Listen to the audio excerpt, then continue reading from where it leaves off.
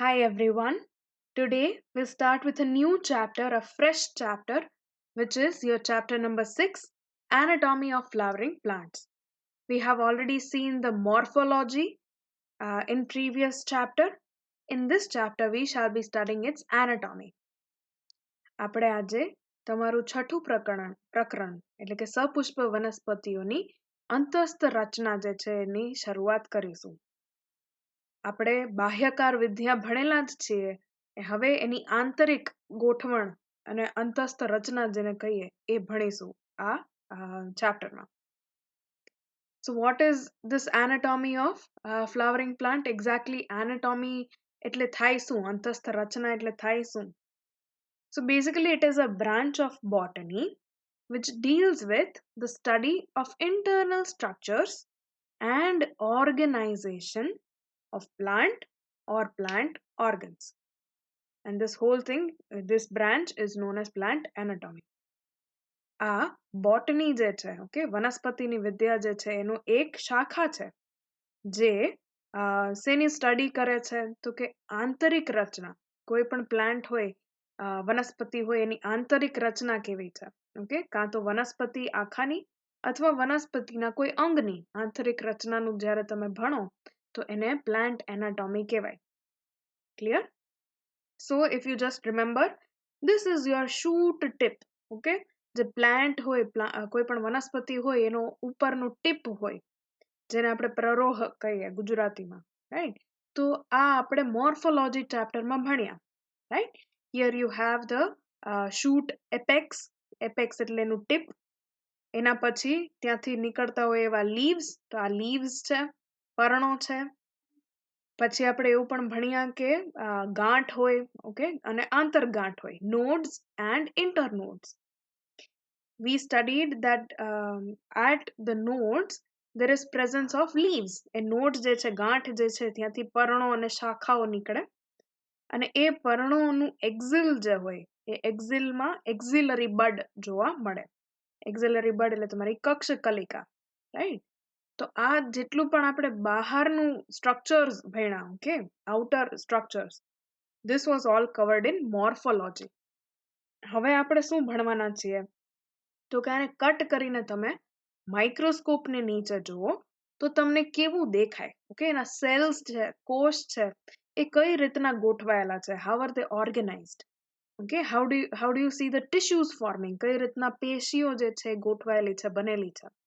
તો એનું જે આપણે સ્ટડી કરીશું, here what is shown on the right hand side, this is your anatomy. Plants have cells as basic unit. Cells are organized into tissues and in turn the tissues are organized into organs. વનસ્પતિઓ જે છે એમાં કોઈ પણ living સિસ્ટમની જેમ સજીવોની જેમ જે કોષ છે એ એનું રચનાત્મક ને કાર્યાત્મક એકમ છે. આવા કોષ ઘણા બધા કોષ ભેગા મળી અને પેશીઓ બનાવે અને પેશીઓ જે છે એ ભેગી મળી અને અંગ બનાવે, રાઈટ? અને અંગો જ્યારે બધા ભેગા કરીએ આપણે ત્યારે એક આખે આખું પ્લાન્ટ ઓર એક આખે આખું વનસ્પતિ જે છે બને. Clear? N. Grew or Nehemiah Grew is known as father of plant anatomy. Plant anatomy ના પિતા કોને કહેશે તો N. Grew. Same way अगर इंडिया ની વાત કરીએ તો the father of Indian plant anatomy is K.A. Chaudhary. Okay, so this is just a little bit of GK. अगर कहीं पूछाय तो plant anatomy માં N. Grew અને Indian plant anatomy કે તો K.A. Chaudhary. Right. So we discussed the cell. Now we discuss tissue. Tissue એટલે કે પેશી. A group of cells having a common origin and usually they perform a common function. Such group of cells is known as a tissue. જ્યારે એક કોષનું group છે okay સમૂહ છે, આવા કોષનો સમૂહ જેની સમાન ઉત્પત્તિ છે અથવા એના સમાન કાર્ય કરે છે ઓકે કાં તો એની ઉત્પત્તિ એક છે અથવા એનો કાર્ય જે કરે છે એ એક જેવું છે, તો આવા સમૂહને આવા ગ્રુપને તમે પેશી કહેશો. Okay, so this is basically a group of cells having common origin or having common function. The tissues were divided into two groups by Carl Nageli. Carl Nageli જે છે એમણે પેશીઓને ટિશ્યુને બે ભાગમાં વિભાજિત કર્યા. Okay, he divided the plant tissues into two major parts. The first part is known as meristematic tissue, જેને ગુજરાતીમાં આપણે કહીએ વર્ધનશીલ પેશી. મેરિસ્ટમેટિક સ્ટેમ સેલ અગર તમે ક્યાંય સાંભળ્યું હોય, રાઈટ, છાપામાં આવતું હોય, ન્યૂઝમાં આવતું હોય, સ્ટેમ સેલ રિસર્ચ, અથવા જ્યારે તમે સેલ ભણતા હતા, કોષ, તો એ કોષવાળા ચાપ્ટરમાં ક્યાંય સ્ટેમ સેલ ભણેલા હોય. પછી એમાં ટોટીપોટેન્સી એવો શબ્દ છે. ટોટીપોટેન્સીનો મતલબ કે ઈ કોઈ પણ જે કોષ છે જેની પાસે આ કેપેસિટી છે ટોટીપોટેન્સીની, એ ડિફરન્શિએટ થઈ, એનું વિભેદન થઈ અને કોઈ પણ પ્રકારનો કોષ બનાવી શકે, રાઈટ.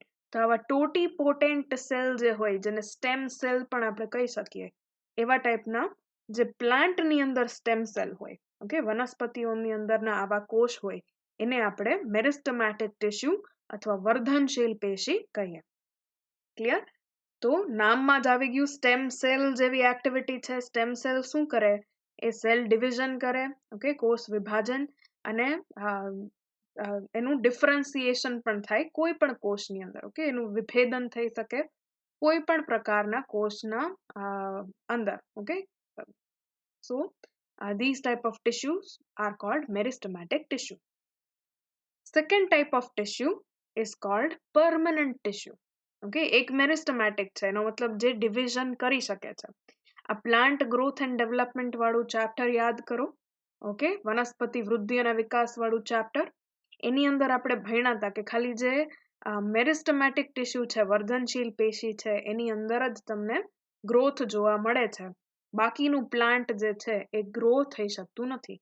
તો આવું જે બાકીના પાર્ટ છે, they are cold permanent tissue, એટલે કે પરિપક્વ અથવા સ્થાયી પેશી, ઓકે, જેની અંદર તમને કઈ ગ્રોથ જોવા મળે નહીં. ક્લિયર? મેરિસ્ટમેટિક ટિશ્યુઝ એની ખાલી અમુક basic characteristics, they have capacity two divide, એટલે કે એ કોષ વિભાજન કરી શકે એવી એની પાસે કેપેસિટી હોય છે. They are અનડિફરન્શિએટેડ. અનડિફરન્શિએટેડ એટલે એનું કોઈ પણ વિભેદન થયેલું હોતું નથી, ઓકે. વિભેદન મતલબ ડિફરન્સિએશન. ફોર એક્ઝામ્પલ, તમારું કેમ જે બોનની અંદર સ્ટેમ સેલ હોય, તે બોનના સ્ટેમ સેલમાંથી ડિવાઈડ થઈ, ડિફરન્શિએટ થઈ અને આરબીસી બને, ડબલ્યુબીસી બને, બને ને, પ્લેટલેટ્સ બને. તો એવી રીતના આ જે મેરિસ્ટમેટિક ટિશ્યુ છે એ તમારા બોનની જેવું સ્ટેમ સેલ છે. તો એનું હજી ડિફરન્સિએશન થયું નથી. So it is undifferentiated. It is composed of immature cells. આની અંદરના કોષ જે છે એ પરિપક્વ હોતા નથી. જ્યારે પરમનન્ટ ટિશ્યુની વાત કરી, તો this permanent tissue it cannot divide, okay, એની અંદર કાંઈ ડિવિઝન થશે નહીં, વિભાજન થશે નહીં. They are differentiated, વિભેદિત હોય છે, and composed of mature cells. એની અંદર પરિપક્વ કોષ આવેલા હોય છે. So in today's lecture we will start with the first type. આપણે જે પહેલો પ્રકાર છે એનું ડિટેલમાં આ લેક્ચરમાં ભણવાના છીએ. It is called meristematic tissue or વર્ધનશીલ પેશી. So meristematic tissue, the growth in plants is largely restricted to specialized region of active cell division called meristem. એટલે અગર તમે પ્લાન્ટ ગ્રોથની વાત કરો, ઓકે, વનસ્પતિના વિકાસની વાત, વિકાસ ઇઝ ડેવલપમેન્ટ, વૃદ્ધિની વાત કરો, ઓકે, વનસ્પતિ વૃદ્ધિ ઓર પ્લાન્ટ ગ્રોથ. તો પ્લાન્ટ ગ્રોથ ખાલી અમુક જગ્યાએ જ થાય છે. અને એ જગ્યાઓ કેવી છે? What are this places? So these regions or places are the ones which are specialised. એ સ્પેશલ છે. શું કામ? તો કે એની અંદર તમને એક્ટિવ સેલ ડિવિઝન જોવા મળે છે. ઓકે, એક્ટિવ સેલ ડિવિઝન એટલે ત્યાંના કોષ જે છે એ વિભાજિત થઈ શકે છે. ક્લિયર? સો સચ રીજન્સ આર કોલ્ડ મેરિસ્ટમ. આવા જે જગ્યાઓ આવેલી છે વનસ્પતિની અંદર, એને મેરિસ્ટમ કહેવામાં આવે છે. The name meristem is derived from the Greek word meristos. એક ગ્રીક વર્ડ છે મેરિસ્ટોસ, એમાંથી નામ આવે છે મેરિસ્ટમેટિક. અને મેરિસ્ટોસનો મીનિંગ અગર તમે જોવા જાઓ તો એનો મતલબ થાય ડિવાઇડેડ ઓર ડિવિઝિબલ. ક્લિયર? તો કાં તો એ ડિવાઇડેડ છે એટલે અથવા ડિવિઝિબલ છે, એના ઉપરથી એને નામ પડ્યું છે meristematic tissue. Plants have different kind of meristems. આપણે આગળ જોશું કે અલગ અલગ પ્રકારના વર્ધનશીલ પેશીઓ જે છે એ વનસ્પતિની અંદર આવેલી છે. અહીંયા તમને જે દેખાય છે, this is your shoot tip. Shoot ટિપમાં સૌથી ટોપ ઉપર જે આવેલું હોય that is your shoot apical meristem. Shoot apical meristem શું કરે તો એ પ્લાન્ટની હાઇટમાં ઇન્ક્રીઝ કરે. રાઈટ? Do you remember? એ પ્લાન્ટ જે છે એ ઉપર ને ઉપર ગ્રો થતું જશે, ઊંચું ને ઊંચું, lengthwise growth. Clear? Same way રૂટની વાત કરીએ તો આપણે રીજન્સ ઓફ રૂટ ભણ્યા હતા. તો એ રીજન્સ જ્યારે ભણ્યા એમાં એક રીજન હતું ઓફ મેરિસ્ટમેટિક રીજન. ઓકે, તો મેરિસ્ટમેટિક રીજન જે છે રૂટ ટીપનું, એ રીજનથી મૂળ જે છે, રૂટ જે છે એનું આગળ ગ્રોથ થશે. ઓકે, લંબાઈમાં ગ્રોથ, લંબાઈમાં વૃદ્ધિ. Fine. So this is the shoot tip, this is the root tip.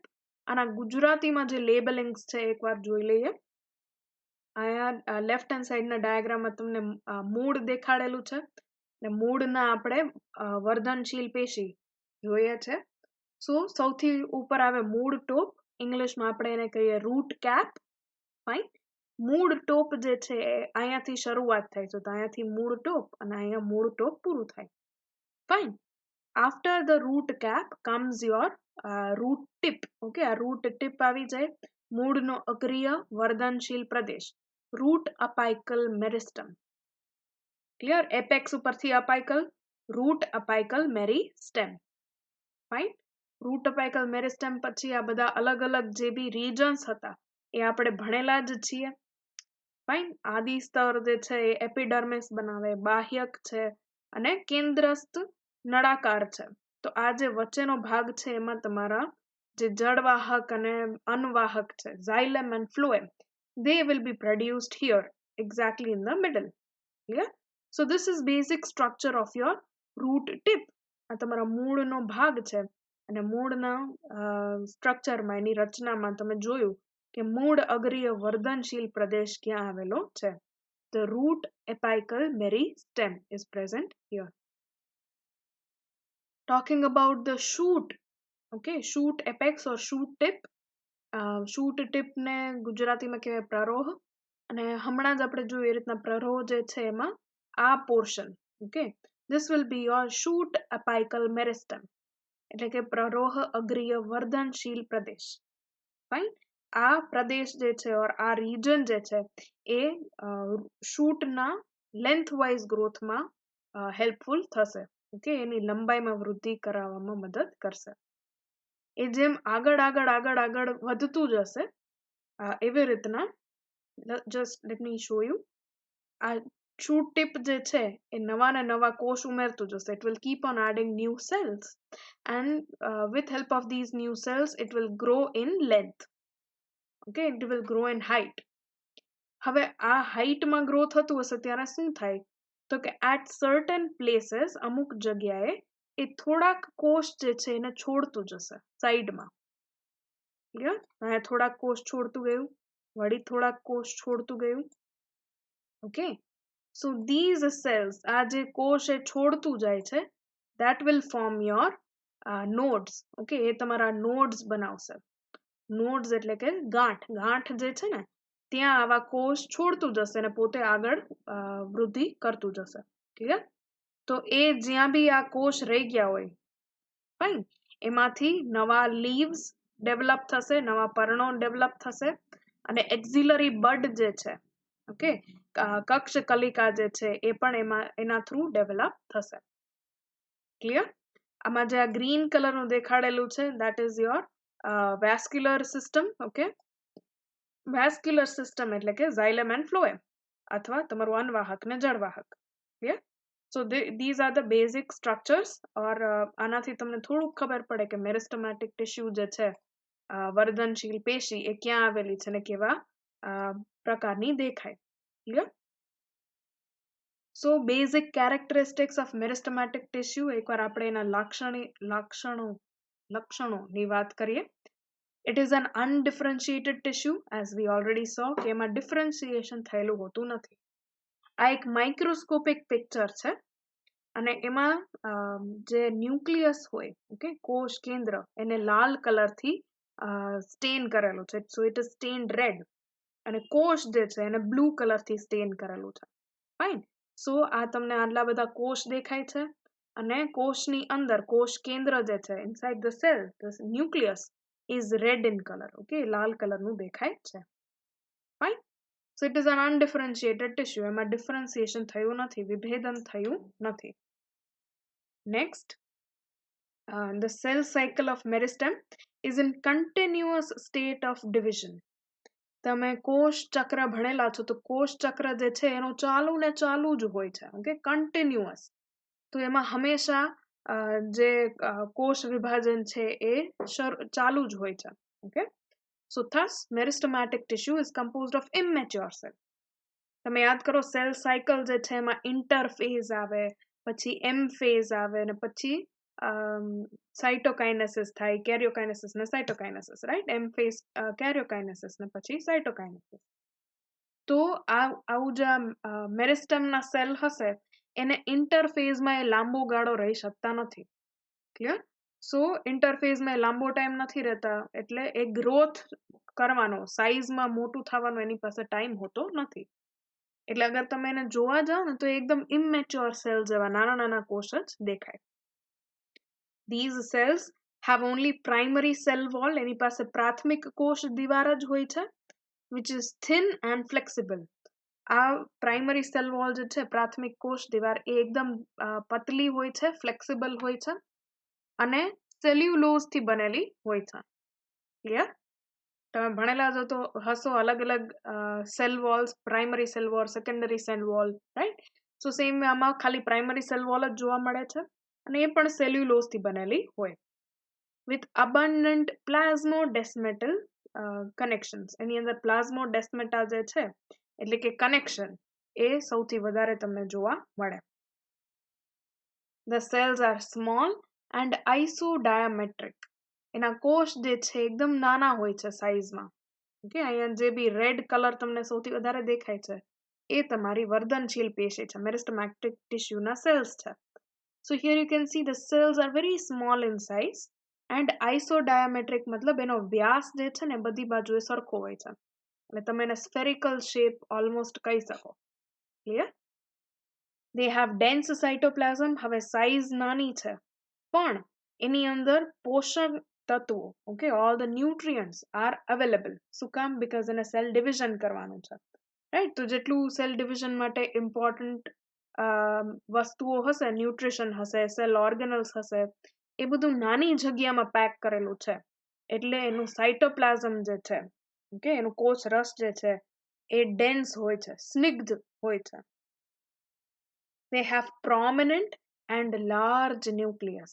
હવેનું કોષ કેન્દ્રની આપણે વાત કરી તો પ્રોમિનન્ટનો મતલબ એકદમ સારી રીતના દેખાય એવું, ઓકે, સૌથી ઉભરીને આવે એવું દેખાય એવું. Okay, so they have prominent and large nucleus, મોટી સાઇઝનું હોય છે, બીકોઝ એને ડિવિઝન કરવાનું હોય તો એની અંદર ડીએનએ જે છે એ પણ ડબલ થતું રહેતું હોય. Clear? So these are the characteristics of meristematic tissue. આ થોડું ઝૂમ કરેલું છે તો you can see આની અંદર આવું સેલ ડિવિઝન થઈ રહ્યું છે.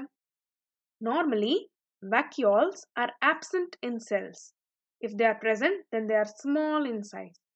આ જે વર્ધનશીલ પેશીના કોષ છે એ કોષની અંદર રસધાની જોવા મળતી નથી. અગર રસધાની જોવા મળે તો એનો સાઇઝ જે છે એકદમ નાની હોય છે. Clear? So this is one of the important characteristics. The cells are metabolically highly active and so reserve food material is absent. આના જે કોષ છે, ઓકે, એ ચયાપચયન સૌથી વધારે કરે છે. ફાઇન? એને ડિવિઝન કરવાનું હોય તો ફટાફટ એટીપી જોતું હોય તો એટીપી બનાવવા માટે જે બી મેટાબોલિઝમ છે એનો રેટ, એનો દર જે છે હાઈ હશે. So these cells, they are metabolically highly active અને એટલે એની અંદર જે ખાદ્ય પદાર્થનો સંગ્રહ છે, reserve food, it is absent. એની અંદર તમને સ્ટાર્ચનું સ્ટોરેજ કે એવું કાંઈ જોવા મળતું નથી. Plastids are absent, and if present, they are in proplastid stage. Plastids તમે ભણ્યા હશો, અલગ અલગ types, right? Chloroplast, leucoplast, so and chromoplast, આવા 3 પ્લાસ્ટિડ હોય. તો આ પ્લાસ્ટિડ જે છે અહીંયા જોવા મળતા નથી, અને અગર દેખાય, ઓકે, તો these plastids are in proplastid stage. આ તમે સેલ અને સેલ ઓર્ગેનલ, કોષ અને અંગિકાઓ જ્યારે ભણ્યા ત્યારે સ્ટડી કરેલા હશે પ્લાસ્ટિડ્સ. Intercellular spaces are absent. Cells are closely packed together.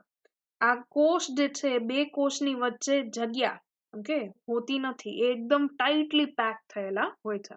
So the intercellular spaces, inter નો મતલબ થાય બે ની વચ્ચે, ઓકે. inter શું? તો intercellular, બે કોષની વચ્ચે જગ્યા absent એટલે જોવા મળતી નથી. Ergastic or non-living substances are absent. Non-living substances માં મોસ્ટલી એટલે એ કેવા શું માંગે છે, તો કે ડિપોઝિશન થાય સેલ વોલમાં, તમને ખ્યાલ હશે, સુબેરિન, લિગ્નિન, તો આવા બધા ડિપોઝિશન જે હોય એ તમને જોવા મળતું નથી. સેકન્ડ થિંગ, આની અંદર ઓલમોસ્ટ જેટલા કોષ હશે, જેટલા સેલ્સ હશે, they are mostly living, okay. એમાં ડેડ સેલ તમને બહુ જોવા મળે નહીં. So the non living substances are absent. Now we have understood meristem. આપણે વર્ધનશીલ પેશી જે છે એના લક્ષણો અને એની થોડીક ડિટેલ્સ આપણે સમજી લીધી, જાણી લીધી. So now let us go to the classification of meristem, વર્ધનશીલ પેશીઓનું વર્ગીકરણ. So this can be divided in 2 ways. આનું બે રીતના ક્લાસિફિકેશન થાય, વર્ગીકરણ થાય. સૌથી પહેલા આપણે ભણીશું on the basis of origin and development. ઉત્પત્તિ ક્યાંથી થાય છે એના બેઝિસ ઉપર, અને એની વિકાસ કઈ રીતના થાય છે, ઓકે. ઓરિજિન એન્ડ ડેવલપમેન્ટ, ઉત્પત્તિ અને વિકાસ, એના બેઝિસ ઉપર તમે મેરિસ્ટેમ જે છે, વર્ધનશીલ પેશી, એને 3 ટાઈપની અંદર ડિવાઈડ કરી શકો. Let us understand. The first type is known as promeristem or primordial meristem. પ્રાઇમોર્ડિયલ તમને ખબર હશે, આ ઘણી બધી જગ્યાએ આવા નામ આવે.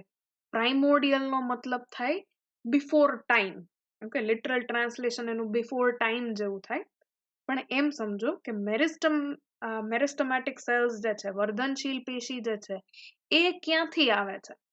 તો એ આવે છે પ્રાઇમોર્ડિયલ મેરિસ્ટમમાંથી ઓર પ્રોમેરિસ્ટમમાંથી. પ્રો નો મતલબ થાય ફર્સ્ટ, અને મેરિસ્ટમ તો તમને ખબર જ છે.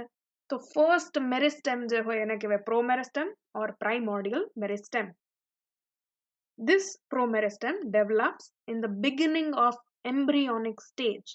તમે યાદ કરો, આપણે ભ્રૂણ જે છે, એમ્બ્રિયો જે છે, એના અલગ અલગ સ્ટેજીસ જોયા હતા.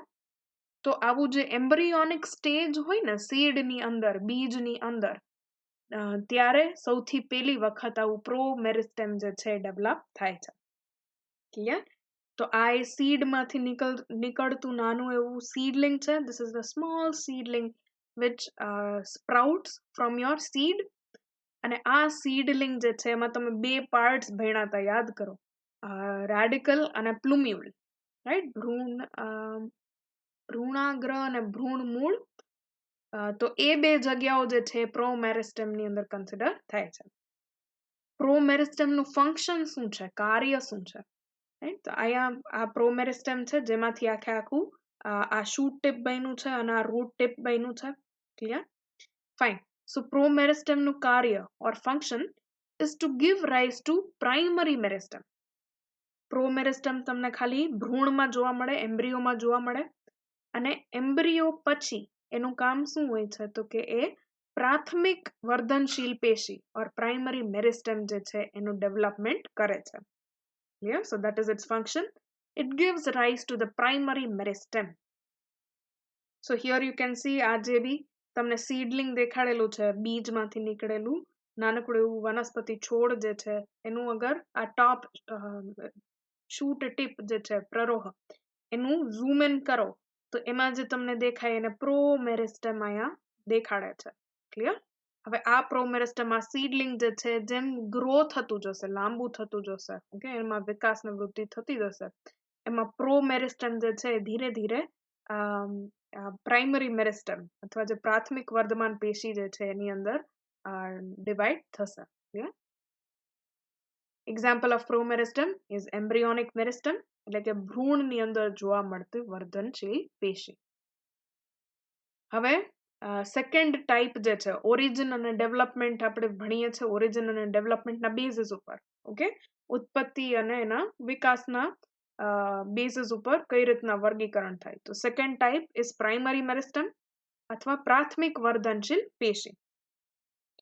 પ્રાઇમરી મેરિસ્ટમ જે છે એના cells they develop from promeristem, okay, જાની પહેલા આપણે ભણ્યા પ્રોમેરિસ્ટમ ઓર પ્રાઇમોર્ડિયલ મેરિસ્ટમ માંથી જે સેલ્સ બને એ સેલ્સ ને કહેવાય પ્રાઇમરી મેરિસ્ટમેટિક cells.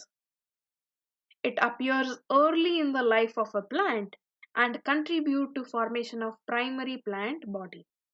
એ વનસ્પતિના જીવનમાં સૌથી પહેલા જોવા મળે છે અને એ સ્ટાર્ટિંગમાં જે ગ્રોથ હોય પ્રાથમિક વનસ્પતિ દેહ બનાવવાનું કામ, ઓકે, પ્રાઇમરી પ્લાન્ટ બોડી બનાવવાનું કામ કરે છે. Cells are always in division phase and form primary permanent tissue by process of differentiation. આમાં પણ પ્રાઇમરી મેરિસ્ટમ જે છે પ્રાથમિક વર્ધનશીલ પેશી એના કોષ પણ હંમેશા ડિવિઝનના ફેઝમાં જ હોય છે, હંમેશા વિભાજિત થતા રહેતા હોય છે.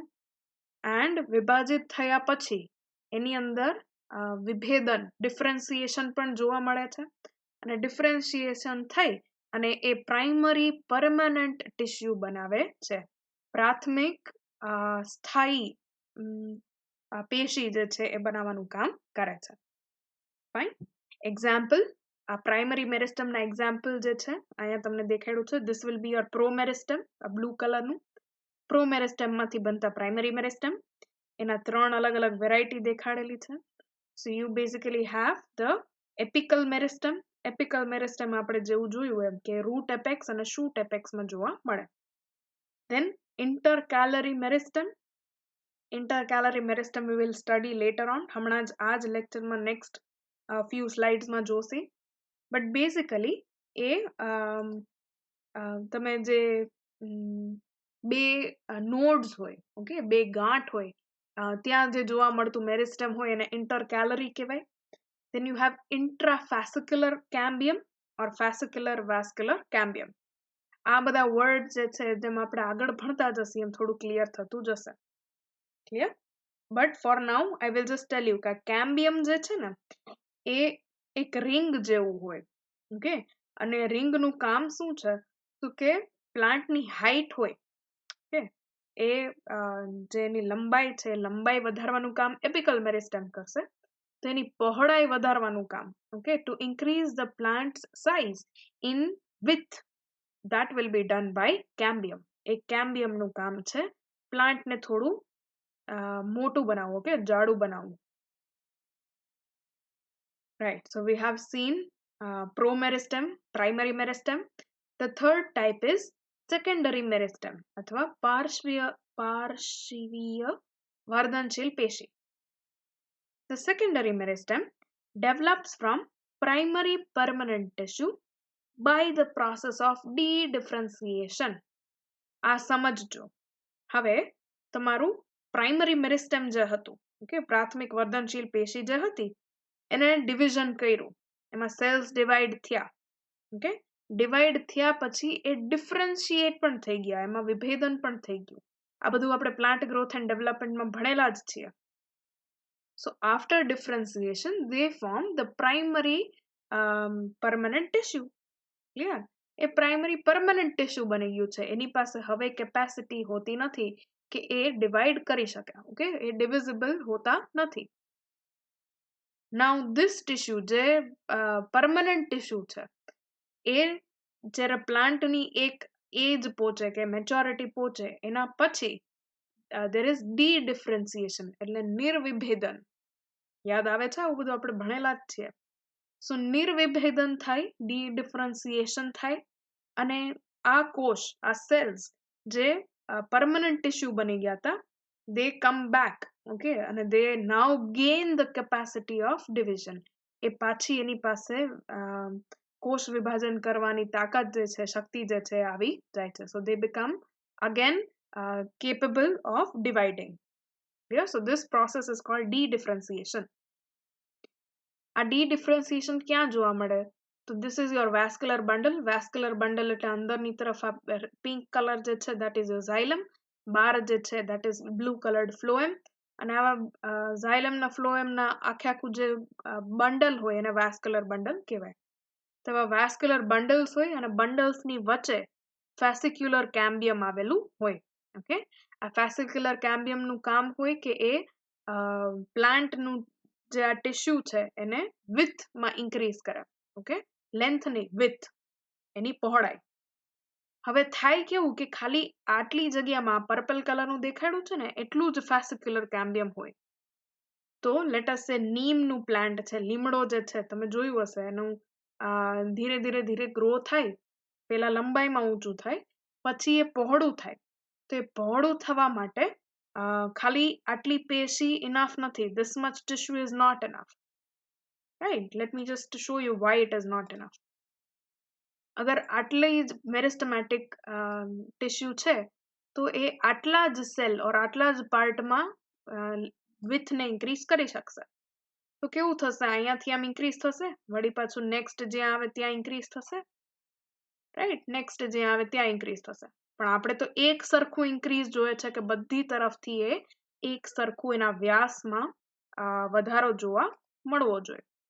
એના માટે જે આ વચ્ચેના કોષ છે, okay, which have these middle cells which have become permanent tissue, A permanent tissue નું de-differentiation થશે અને they will gain back the capacity to divide. આવી આ જે પર્પલ વચ્ચે લાઈન બની છે એને કહેવાય છે interfascicular cambium. ઓકે, આ fascicular cambium અને બે આવા fascicular cambium ની વચ્ચેનું જે cambium હોય એને કહેવાય interfascicular cambium. ફાઇન, તો interfascicular cambium બનાવશે અને હવે આખું આનું જે width જે છે એ એકદમ equally, એકદમ uniformly increase થશે. Fine, it appears later than the primary meristem. A primary meristem જે છે, પ્રાથમિક વર્ધનશીલ પેશી, એના કરતા મોડું જોવા મળે છે. and it is responsible for secondary growth. એ દ્વિતીય વૃદ્ધિ જે છે એના માટે ઓર વિકાસ જે છે એના માટે responsible છે. Example is interfascicular cambium, જે અહીંયા પર્પલ કલરનું વચ્ચે દેખાડ્યું છે એ, and cork cambium. The cork cambium જે છે is shown here in this orange or yellow color. Okay, આ જે કલર તમને એક લાઈન દેખાય છે, that is your cork cambium.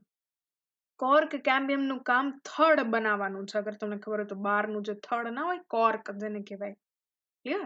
સો આના ગુજરાતી ટર્મ્સ એકવાર મેન્શન કરી દઉં છું. Fine, but these are quite difficult for me to even pronounce and remember. એટલે તમે ખાલી યાદ રાખજો. હું fascicular, interfascicular, cork cambium બોલીશ. એકવાર આપણે વાત કરી લઈએ કે જે fascicular cambium છે એટલે કે જે vascular bundleમાં તમને જોવા મળે છે એને કહેવાય છે પુલીય વાહી એધા ઓર fascicular cambium. આવા fascicular cambium ની વચ્ચે જે નવા સેલ્સ બનશે ડી-ડિફરન્શિએટ થઈને એને કહેવાય આંતરપૂલીય એધા, interfascicular cambium. અને cork cambium જે છે, ઓકે, એને કહેવાય છે ત્વક્ષેધા. ઓકે, આ ત્વક્ષેધા.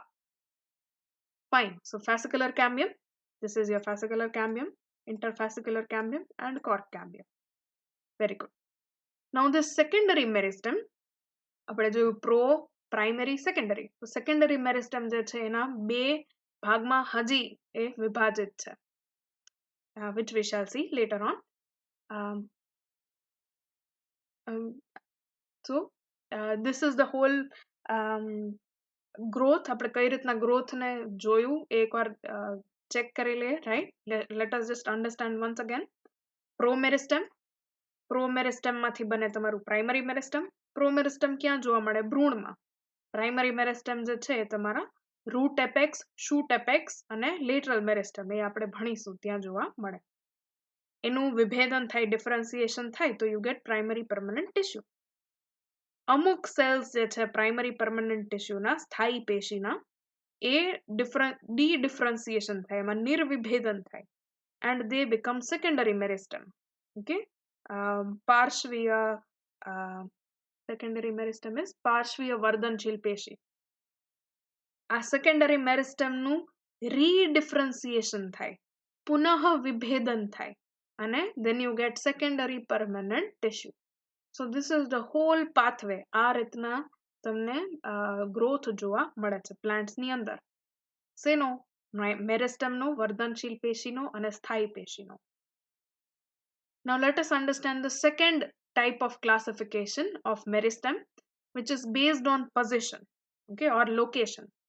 આજે બીજી પ્રકારનું આપણે વર્ગીકરણ ભણીએ વર્ધનશીલ પેશીનું, એ એના લોકેશન, કઈ જગ્યાએ આવેલું છે એના આધાર ઉપર આપણે એને વર્ગીકરણ કરીએ છીએ. ઓકે, આમાં પણ 3 ટાઈપ છે.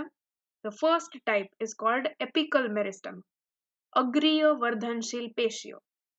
ઓકે, જે આપણે જોયેલું જ છે આ પ્રરોહમાં શૂટ એપિકલ મેરિસ્ટમ અને મૂળમાં રૂટમાં રૂટ એપિકલ મેરિસ્ટમ.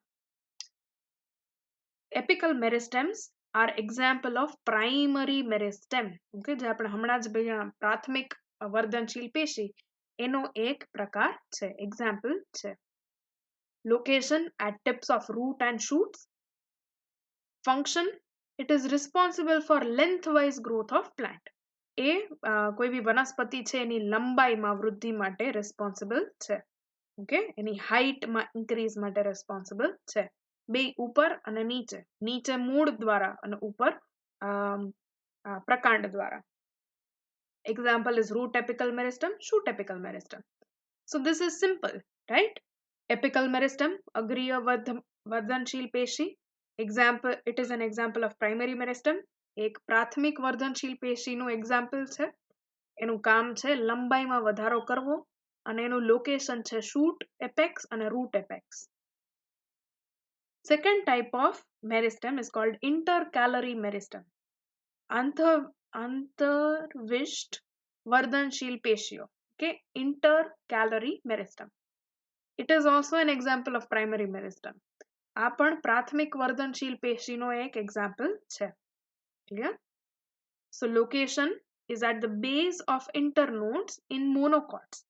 એકદળી વનસ્પતિઓ જે હોય, મોનોકોટ પ્લાન્ટ્સ, એના ઇન્ટરનોડ, આંતરગાંઠના બેઝ પાસે આવેલું હોય છે. તો here you can see these are the nodes. આ એના ગાંઠ છે અને આ આંતરગાંઠ છે, ઇન્ટરનોડ. તો ઇન્ટરનોડનું બેઝ હોય, એટલે કે એનું તલ હોય, જ્યાં અહીં જે રેડ કલરનું દેખાડ્યું છે, right? So these are the base of internodes, અને ત્યાં આવી વર્ધનશીલ પેશી આવેલી છે જેનું નામ છે આંતરવિષ્ટ વર્ધનશીલ પેશી or intercalary meristem. It is found in monocots like grasses, એટલે કે જે ઘાસ હોય એમાં જોવા મળે, બેમ્બુમાં જોવા મળે, જે આ ડાયાગ્રામમાં દેખાડેલું છે. ઓકે, અને સુગર કેન, શેરડીમાં જોવા મળે. At the base of leaves, these meristem are present. એ જે પર્ણ હોય એ પર્ણના બેઝ પાસે, sorry, here this is the base of your leaves. Okay, અહીંયા એનું બેઝ છે. તો એ પર્ણનું તલ જે હોય, બેઝ જે હોય, એ જગ્યાએ તમને જોવા મળે. And they increase in the length of leaves. Okay, એનું કામ શું છે? તો કે leaves જે હોય, પર્ણ જે હોય, એની લંબાઈમાં વધારો, વૃદ્ધિ કરવાનું કામ કરે છે. નીચેથી વૃદ્ધિ કરશે. ક્લિયર? અહીંયાથી એ લીફ જે હશે ગ્રો થતું જશે અને લેન્થમાં ઇન્ક્રીઝ થતી જશે. Function is increase in length of plant organs. Now આનું કામ શું છે? Okay, we saw the basic function કે આ જેવા પ્લાન્ટ ઓર્ગન્સ છે, આખું પ્લાન્ટ નહીં પણ પ્લાન્ટના અંગ, ઓકે, વનસ્પતિનો અંગ, જેમ કે અહીંયા લીફની આપણે વાત કરીએ છીએ, તો વનસ્પતિના અંગની વૃદ્ધિ, એની લેન્થ, એની લંબાઈમાં ઇન્ક્રીઝ માટે હેલ્પફુલ હોય છે ઇન્ટરકેલરી મેરિસ્ટમ. એનું કાર્ય શું છે? Why is it even present? તો તમને ખબર હશે કે તમે ગાયને જોઈ હોય કે ઘેટા બકરાને જોયા હોય, તો એ ઘાસ ચાવી જાય, રાઈટ? તો લેટ અસ સે કે આ સરસ મજાનું મેડો છે, ગ્રાસલેન્ડ છે, ઘાસવાળી જગ્યા છે. તો this is your normal grass. આ ગ્રાસ જે છે આવા હર્બીવોર જે હોય, તૃણાહારી જે હોય, એ ઉપરથી આટલું ખાઈ ગયા. તો ખાઈ જાય તો આ ગ્રાસ તો બિચારું હવે ગ્રો કઈ રીતના થાય?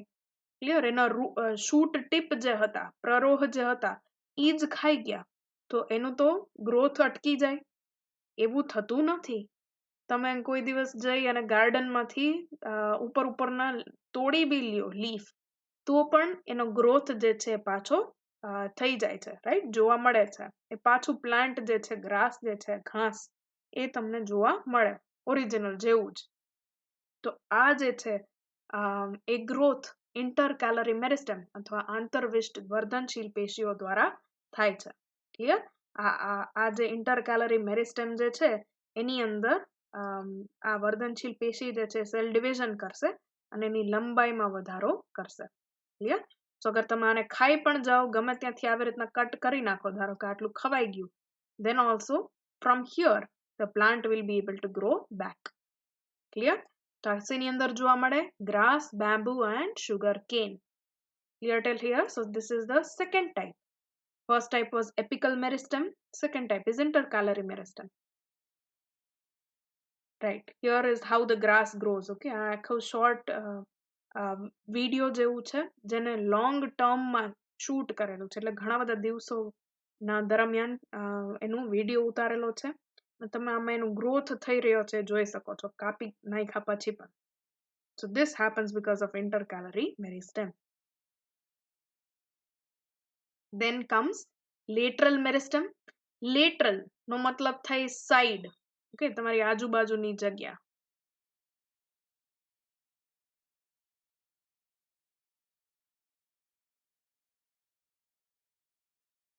So પાર્શ્વીય, I think પાર્શ્વીયનું literal meaning lateral જ થાય, તમારી સાઈડમાં. આપણે કેમ લેફ્ટ એન્ડ રાઈટ કઈ, એ રીતના સાઈડમાં, પેરીફેરીમાં જે મેરિસ્ટમ આવેલું હોય એને કહેવાય લેટરલ મેરિસ્ટમ અથવા પાર્શ્વીય વર્ધનશીલ પેશી.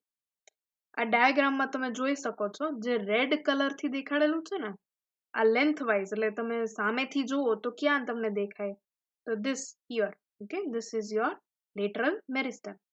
અને અગર આને કટ કરી એનું ક્રોસ સેક્શન લઈ અને ઉપરથી જુઓ તો તમે જોઈ શકો છો કે આખે આખી પેરીફેરીમાં, ઓકે, એની બધી બાજુએ આ મેરિસ્ટેમ જે છે, વર્ધનશીલ પેશી જે છે આવેલી છે, બધી સાઈડ ઉપર આવેલી છે. Clear? The location is lateral side of plant organs. જે બી વનસ્પતિના અંગો છે એમાં lateral side ઉપર, એટલે કે પાર્શ્વીય બાજુએ જોવા મળે છે. Now what is the function? The function is to increase the circumference or girth or thickness of plant organ. જે કોઈ પણ આ વનસ્પતિનો અંગ હશે એની circumference એટલે વ્યાસ, પછી girth એટલે એની પહોળાઈ, or thickness બધું એ જ થાય, જાડાઈ. ઓકે, પહોળાઈ, એનું increase કરવાનું કાર્ય કરે છે. Clear? Lateral meristems can be of both type, primary as well as secondary. Okay, એમાં બે પ્રકારના lateral meristem જોવા આપણને મળે છે. એક જે છે એને પ્રાથમિક વર્ધનશીલ પેશીઓ પણ હોઈ શકે, અથવા સેકન્ડરી ઇન ઓરિજિન એટલે કે દ્વિતીય વર્ધનશીલ પેશી પણ હોઈ શકે. મોસ્ટલી આ લેટરલ મેરિસ્ટેમ જે છે પ્લાન્ટ મોટું થઈ જાય પછી તમને સેકન્ડરી ટાઈપ વધારે જોવા મળે. So mostly it is secondary in origin. Let us understand these primary and secondary બે type of lateral meristem. So primary lateral meristem, પ્રાથમિક પાર્શ્વીય વર્ધનશીલ પેશી. આના બે ટાઈપ છે. First is marginal meristem. Marginal meristem જે છે માર્જિન ઉપર આવેલું હોય. તેની માર્જિન? તો margin of your young leaf. પર્ણો જોયા હોય તો એકદમ નાના હોય સાઈઝમાં, અને પછી એમાંથી ગ્રો થાય આખું એનું લેમિના. તો એ લેમિના ગ્રો કઈ રીતના થાય છે?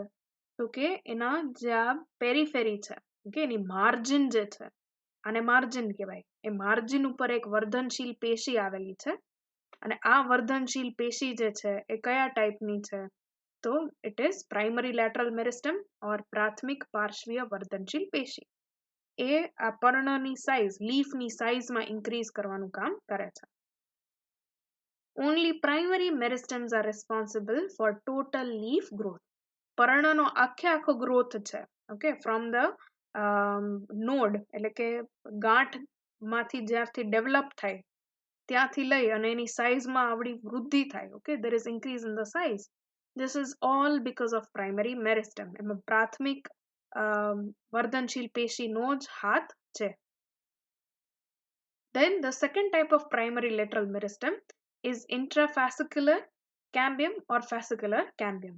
Okay, એ પુલીય અને આંતરપુલીય એધા જે છે એ આની અંદર આવે છે, ઓકે, પ્રાઇમરી લેટરલ મેરિસ્ટમ. શું કામ? તો કે જ્યારે પ્લાન્ટનું ગ્રોથ થતું હોય ને ત્યારે આ ઓલરેડી પ્રેઝન્ટ જ હોય છે. આ યાદ આવ્યું? This is your vascular bundle. Vascular બંડલની વચ્ચે ગોઠવાયેલું હોય છે તમારું ફેસિક્યુલર કેમ્બિયમ. ઓકે, ગ્રીન કલરનું દેખાડ્યું એ ફેસિક્યુલર કેમ્બિયમ. આ ફેસિક્યુલર કેમ્બિયમ ની કનેક્શન જે કરે છે એને કહેવાય interfascicular cambium, which is shown in pink. તો આ આખી લાઈન જે છે ધીસ ઇઝ હોલ કેમ્બિયમ, અને આ કેમ્બિયમ અથવા જેને આઈ થિંક એધા કહેવાતું હશે એનું કાર્ય શું છે? So it increases the width, okay, of your stem. તો એ જે કોઈ પણ ડાયકોટ સ્ટેમ છે અને જિમ્નોસ્પર્મનું સ્ટેમ છે એની સાઇઝને ઇન્ક્રીઝ કરવાનું કામ કરે છે.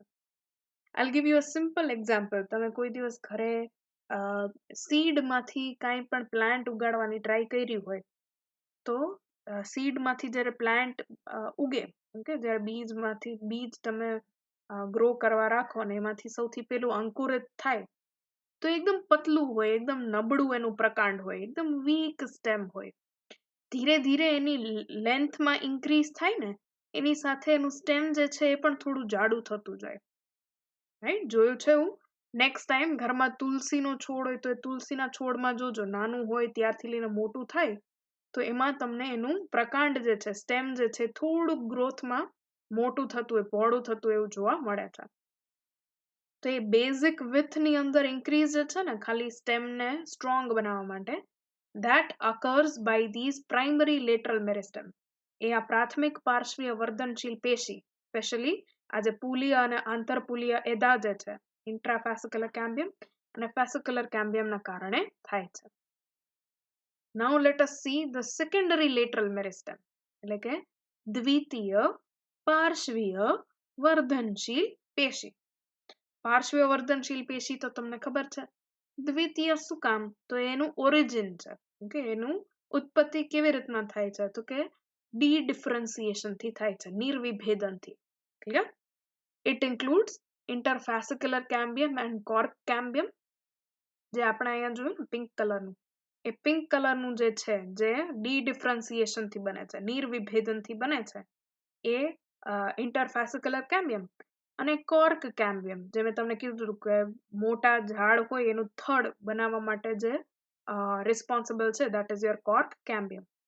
ઇન્ટરફેસિક્યુલર અને કોર્ક કેમ્બિયમ જે છે ઓફ યોર ડાયકોટ સ્ટેમ, એટલે કે દ્વિદળી પ્રકાંડ, અને જિમ્નોસ્પર્મ સ્ટેમ. તો આ બેની અંદર જિમ્નોસ્પર્મ અનાવૃત બીજધારી જે છે એની અંદર, અને ડાયકોટની અંદર એનું સ્ટેમ જે હોય, પ્રકાંડ જે હોય, આવી રીતના થડની અંદર કન્વર્ટ થાય into a whole bark, right? So this happens with help of interfascicular cambium and cork cambium. Cork cambium and vascular cambium of dicot roots. ખાલી પ્રકાંડમાં થાય કે સ્ટેમમાં થાય એવું જરૂરી નથી. This occurs even in your roots. તમે જોયા હશે ને, બરગદનું પેડ હોય, બેનિયન ટ્રી, વડ હોય, ઓકે, ઓર પીપળો હોય. તો વડ અને પીપળાના મોટા મોટા તમે મૂળ જોયેલા છે જે કોક વખત આમ જમીનની બહાર નીકળી ગયા હોય, એકદમ જાડા જાડા હોય, રાઈટ? તો એ મૂળની થિકનેસ છે, એની પણ વ્યાસ જે છે એ વધારવા માટે કોર્ક કેમ્બિયમ અને વાસ્ક્યુલર કેમ્બિયમ રોલ પ્લે કરે છે. So here we end today's lecture. We have discussed what are different types of plant tissues. There can be meristematic tissue or there can be permanent tissue. We started with the meristematic tissue. આપણે વર્ધનશીલ પેશીથી શરૂઆત કરી, એની લક્ષણો જોયા, all the description, okay, characteristics. Then we saw two ways to classify these meristem. આપણે બે રીત જોઈ એના વર્ગીકરણની. પેલો વર્ગીકરણનો આધાર હતો એનું ઓરિજિન, ઉત્પત્તિનું સ્થાન અને એનું ડેવલપમેન્ટ, રાઈટ. સો દેર વી સો ત્યાં આપણે જોયું પ્રોમેરિસ્ટમ, પ્રાઇમરી મેરિસ્ટમ એન્ડ સેકન્ડરી મેરિસ્ટમ. એના પછી આપણે જોયું સેમ વર્ધનશીલ પેશીનું વર્ગીકરણ, પણ એ કઈ જગ્યાએ આવેલું છે એના બેસિસ ઉપર, એના આધાર ઉપર. આની અંદર આપણે જોયું એપિકલ મેરિસ્ટમ, જે એપેક્સ ઉપર એટલે કે ટીપ ઉપર આવેલું છે, lateral meristem, okay, and intercalary meristem. So simple as that. સાથે સાથે વાંચતા જજો. This is quite simple, okay. અને અમુક વસ્તુથી ડરતા નહીં. આજે ઇન્ટરફેસિક્યુલર કેમ્બિયમ, કોર્ક કેમ્બિયમ જે છે આપણે ડિટેલમાં ભણવાનું જ છે later on during this chapter. So we will be covering all of those things in detail. અત્યારે ખાલી નામ યાદ રાખજો, ઓકે, નોટ ડાઉન કરી લેજો. Fine, C you next time.